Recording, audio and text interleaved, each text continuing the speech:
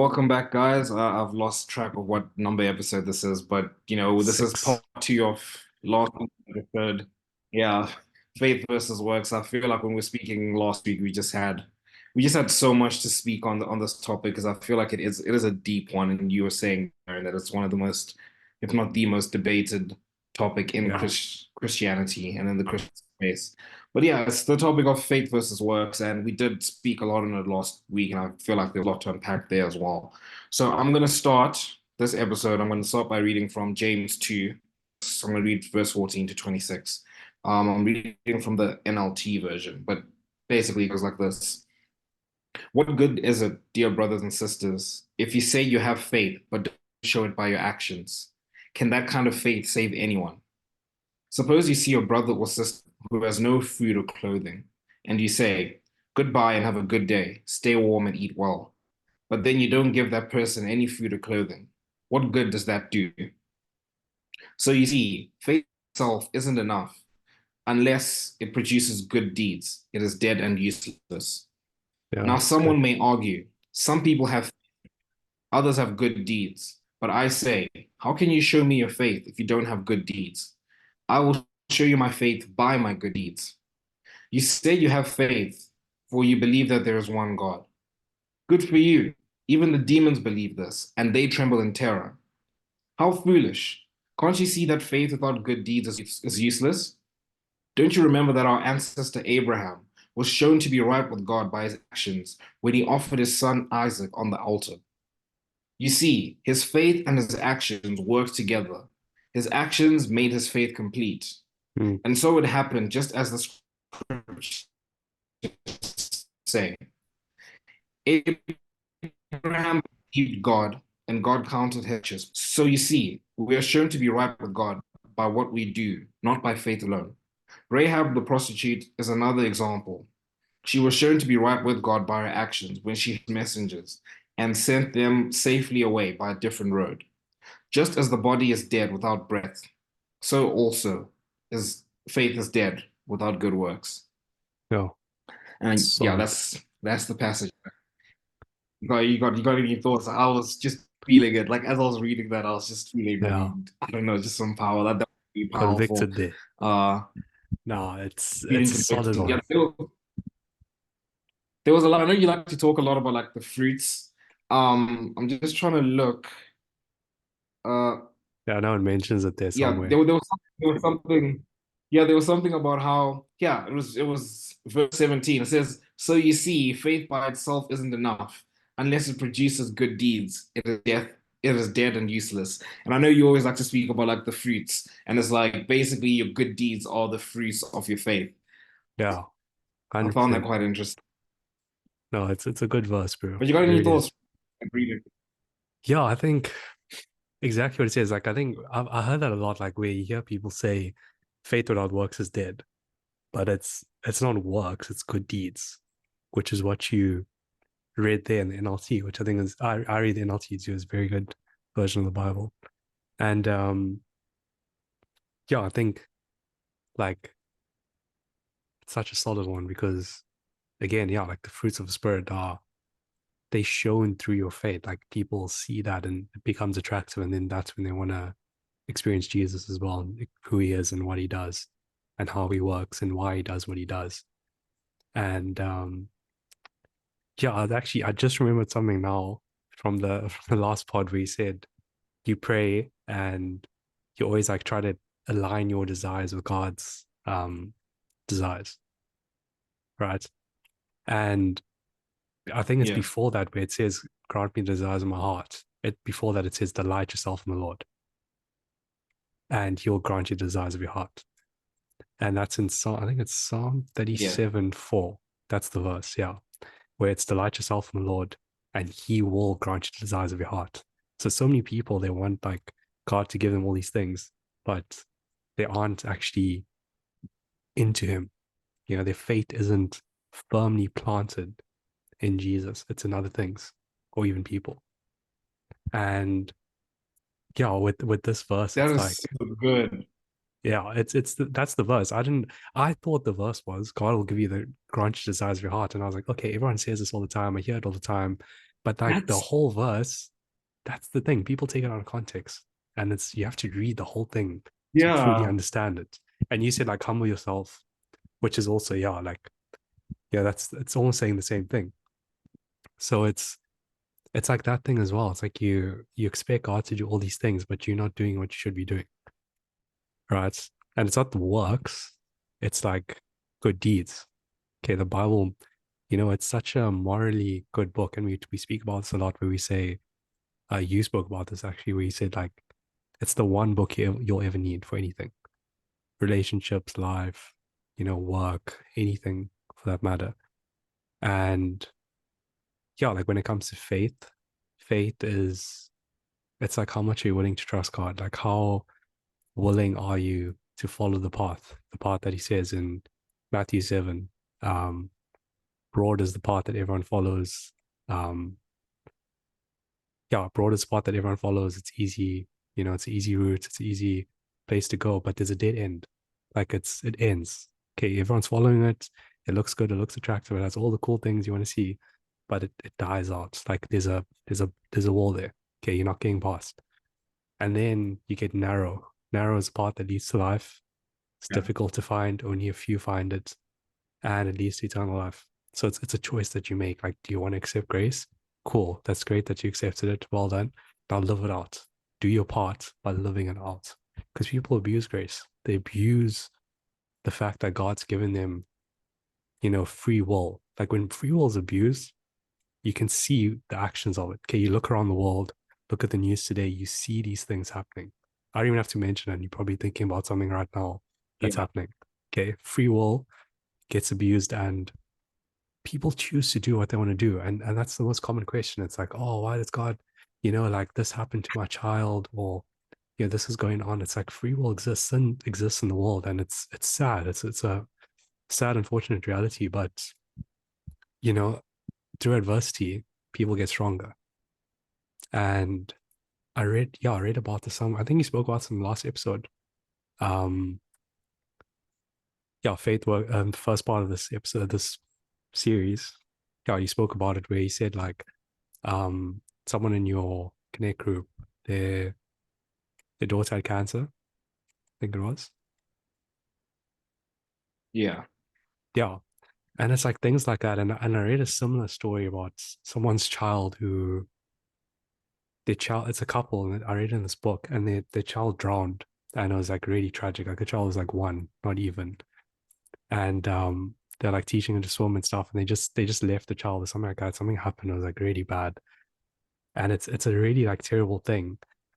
But and they're saying like, how does like how do we still believe in God after stuff like that? Like how do we even like it's such a how can God let that happen? Things like, Yeah. and it's a hard reality. You have to understand that, but you got to realize like that child's not spending eternity with Jesus.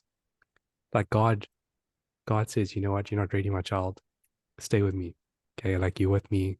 That's what matters. And it's a hard reality. Like like it's when God's not done with you, you're still on earth. You have a purpose to fulfill, and yeah, you got to understand like through adversity, that's when God uses you. You have to use the story where your struggle story to advance the kingdom of heaven. Like that's what God does. He uses, he, all the pain and trauma and stuff like that you experience in life. He uses that to further His kingdom, and you can use that to actually get closer to God. Like it's only through the hard parts in life do you get closer to Jesus. And I know it's a bit off track here, but like it comes down to like faith, right? It's like how do you place your faith in God? Like how do you trust Him? You did if you don't have faith, like let's just say faithfulness, okay, comes from the word faith. If you don't have, if you're not faithful to something, there's always negative consequences to it. Always. Okay. You're always gonna have negative consequences if you're not faithful to anyone or anything.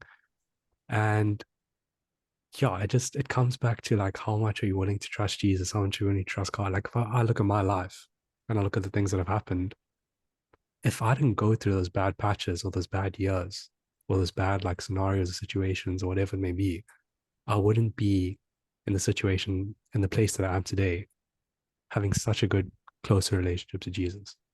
It's like you have to go through the bad to experience the good. And the Bible says, you share in Christ's suffering. Like Jesus died on the Yeah. cross for you. You have to share in his suffering to understand that, listen, it's not that I give my life to Jesus, I accept his grace, I'm a Christian. Oh, that's cool. Like he's risen, great. It is amazing. It's great. It's probably the best part in the Bible when Jesus rose again. That's how Christianity started. But now comes the hard part where there's a call in your life and you have a purpose to fulfill. And that purpose is going to be Yeah. distorted, and it's going to the devil's going to try and destroy that. But you're going to have to stand firm in your faith. That's the one thing that can't be moved. It's faith. And if your faith, even as small as a mustard seed, can move mountains, like believe that, understand that. The Bible also says that the power that raised Jesus from the grave lives inside of you as well. Like if you truly receive that and believe that, it does something in you, and you excuse me, you start to see Jesus in different lights, where you start to acknowledge him as not just God, but your Father. Right? It's a big difference. There's a relational difference between the two. And you start to acknowledge him for who he truly is in Yeah. your life and who he truly should be in that sense. So yeah, I think I said a lot there. But yeah, that's what I'll add to that, bro. But like I think that verse it's a really good verse. Like the book of James is also a really, really good book. And there's something else in the book of James I wanted to speak about. Yeah. Um Was it from my passage or? yeah, I think it was from, is it faith and good deeds? Yeah, what good is, what is it? What good is? Yeah, what good is faith without good deeds? Like it's dead. Is it the last part where it says, just as the body is dead without breath, so also faith is dead without good works. Yeah. And I think that relates to um actions speak louder than words, right? Because I mean, you can say something, you can declare something. I have faith in Jesus. I believe that he's the Son of God. I'll choose to follow him all the days of my life. That's why I always say, like, the sinner's prayer in church, where they say, like, oh, raise your hand if you want to believe in Jesus. And, people say their prayer, which is an amazing thing. But then it's like, where are the good deeds? There's no good deeds coming from your life. Like, you're not actually living in that. Yeah. That's why I use the analogy of the It's, URL: understanding, receiving, living in grace. Like living in grace, it's seen through your good deeds, your love, your joy, your peace, your patience, your kindness, your goodness, your faithfulness, and your self control. It's seen through those things. Those can only exist, right? Grace can only exist, and good deeds can only exist if your trust is yes. aligned. Like everything has to align with each other. So, yeah, that's me, bro.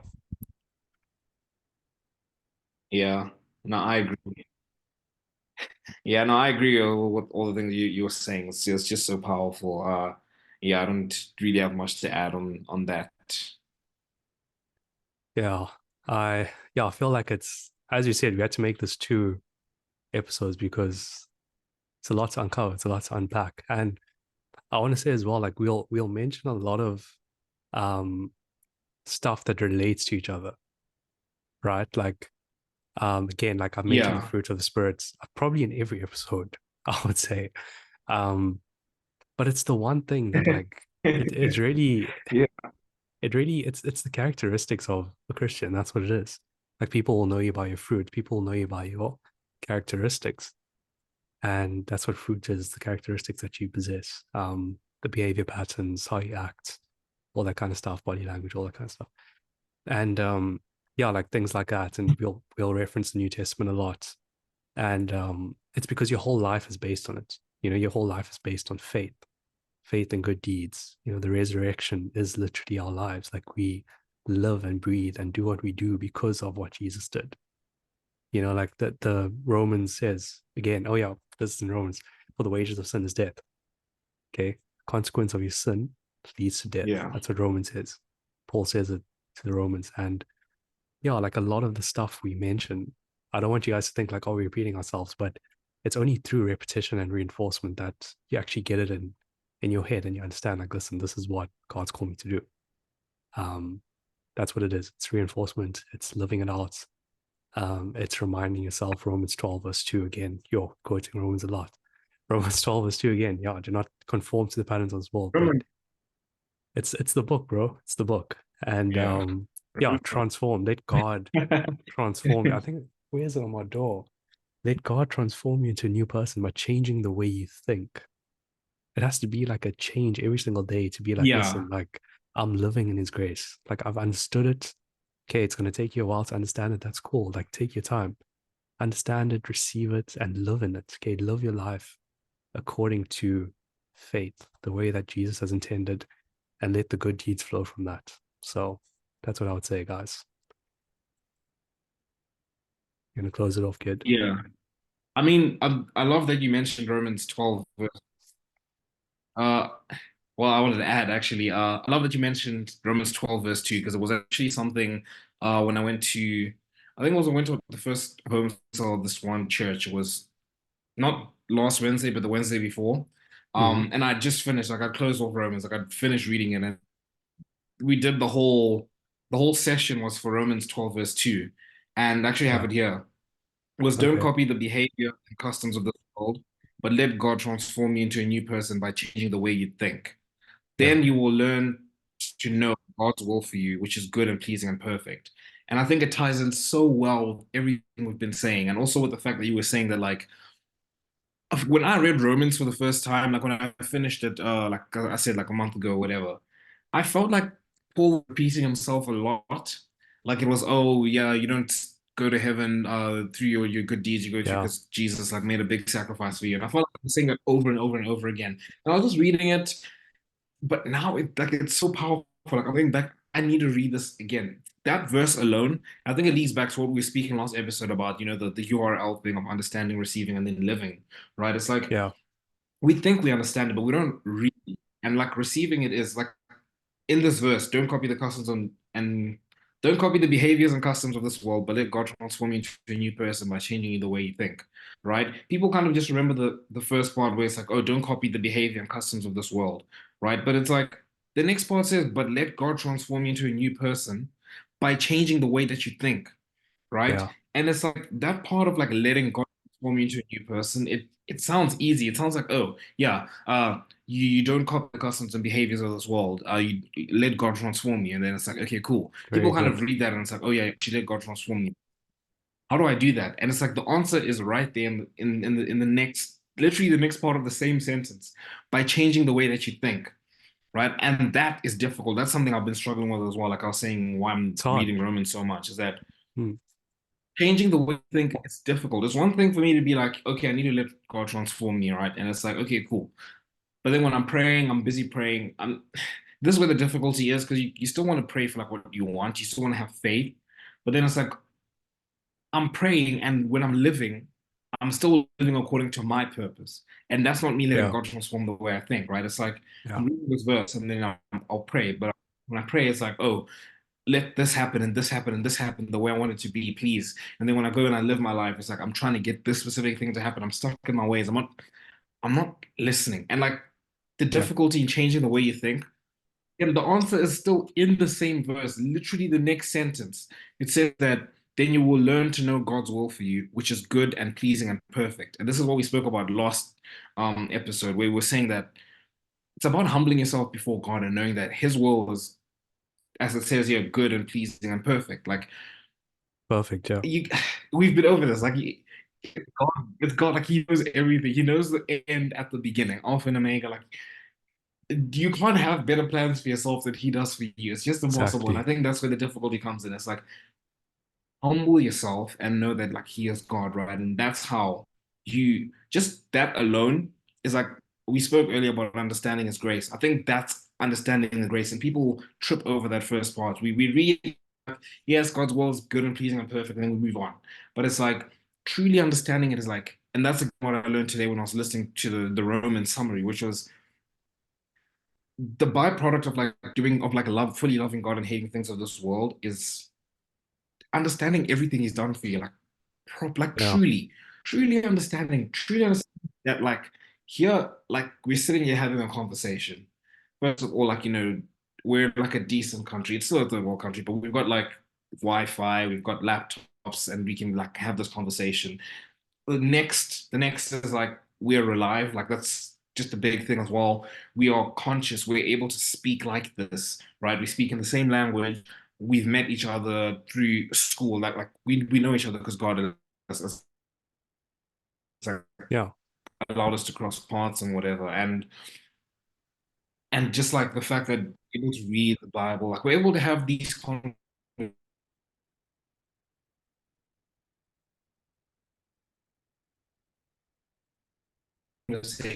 This conversation alone is a miracle and everything else is a miracle. Just things like that, just understanding like everything we have is not of our own doing. It is literally because he let about like the parents' 1-year-old kid drowned, right? And we're speaking so the couple was telling me about how were telling us that their daughter had cancer and stuff. And I think this also ties really well with Job because Job is a really difficult book to get Yeah. to wrap your head around, right? We spoke earlier about how people are like, oh, how can God be good? How can God be good if there's bad things that happen in the world? And it's like that one is a shallow argument. It's like out of all the arguments the atheists have, that's like the weakest one because it's like bad things happen because sin entered the world, right? And you can't have good without the bad. And just thinking about a world where like only perfect things happen, like it's just it's a stupid argument, right? But then even like within like the book of Job, like something that he was God's like faithful servant, right? Like the only reason Satan targeted him was because, Satan made a bet with God, being like, oh, he's only good to you because you've given him all these things. And then God is like, okay, cool. Like you take away everything and see what happens. Just don't take his life. Right. And it's like that concept for me has always been difficult for me to wrap my head around until like recently, like the last couple of days. Mm. Um, in the book itself, God's answer was literally, who are you to question me? Like, and it's not like the answer we want, because we want like a very detailed, like, oh, I did this because of this, this, and that. But it's like he is God. Like, again, you literally cannot question. Like, literally everything that's ever happened is because of him. And again, situations like that just remind you of his grace. Like the fact that Mm. we have choice. First of all, we have choice to do what we want, Yeah. free will. And also just the fact that like so many, like we said, so many bad things could be happening right now that aren't. And it's a sad situation, like when like a 1-year-old kid drowns or whatever, but it's also like a situation like that, obviously it's painful because it's happened to you, but even for us just outside looking in, it's like something like that could happen to all of us. Like you could just wake up the next day and like your whole family is like gone for whatever reason. Like just something like that can happen, and it's because of God's grace that it doesn't happen. And I think that's part of understanding God's grace. Just truly being aware of all that every good thing we have in our lives, everything we have in our lives, everything we understand, everything good that's ever happened to us and ever will happen to us is because of Him. Right. And I think just Yeah. going back to Romans 2, verse 12, something I just thought about a lot. Or 12, verse 2, sorry. Um, of like, yeah, don't copy the behavior and customs of this world. But I was very interested in the next part where it says, but let God transform you into a new person by changing the way that you think, because I think that's really difficult for all of us Yeah. to do. But then it's like in the sentence, it's then you will learn to know God's will for you, which is good and pleasing and perfect.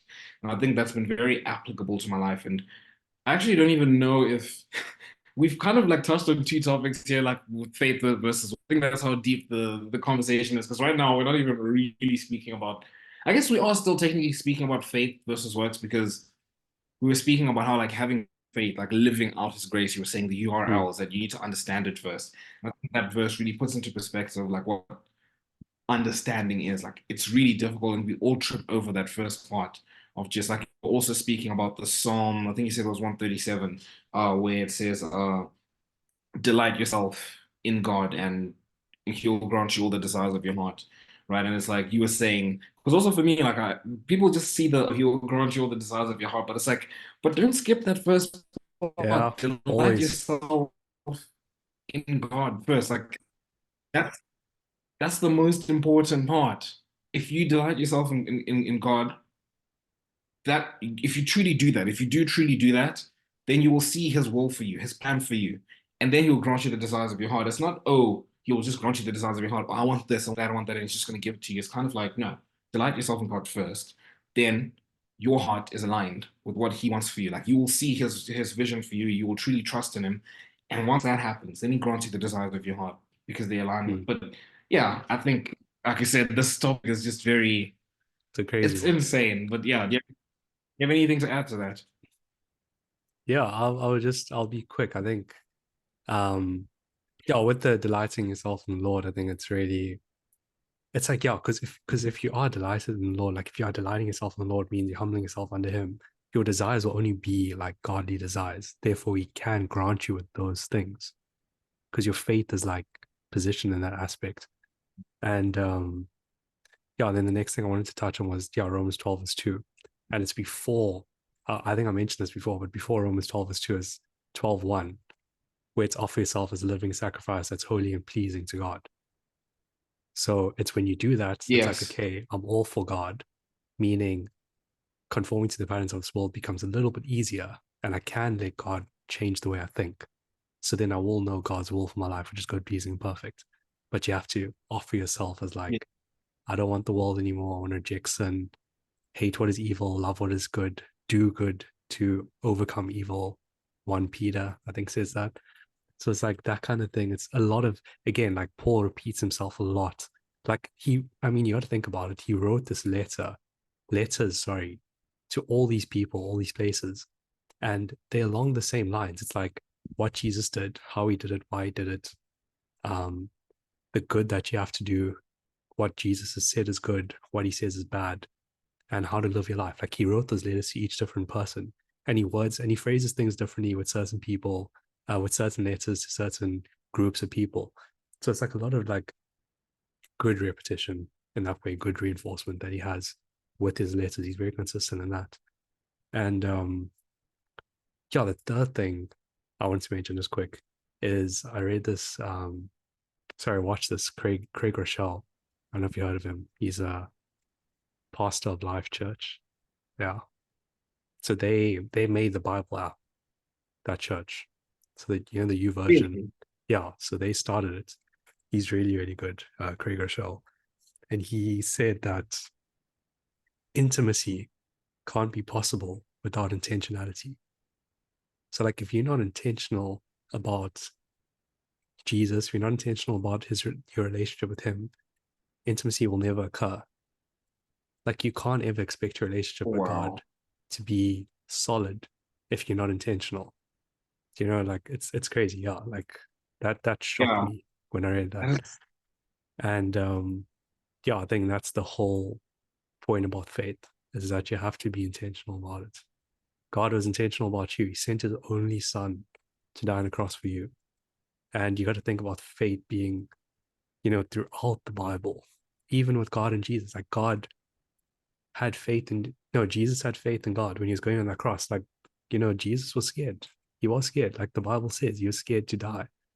But he did it because he Yeah. fulfilled the will of his Father.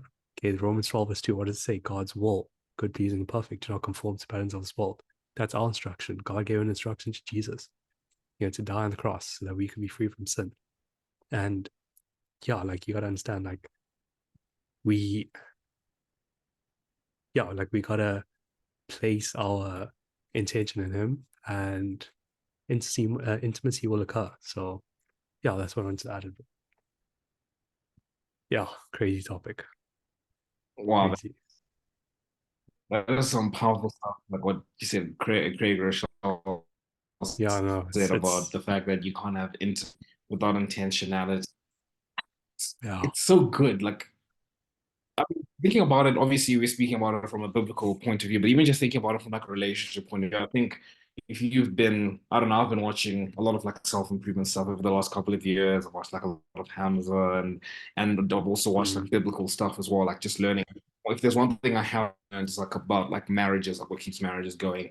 Also from listening to like Jordan Peterson and them is that like I know, like for me, without a doubt now that like to have like a good, like a long-lasting relationship, you need to be like intentional about that.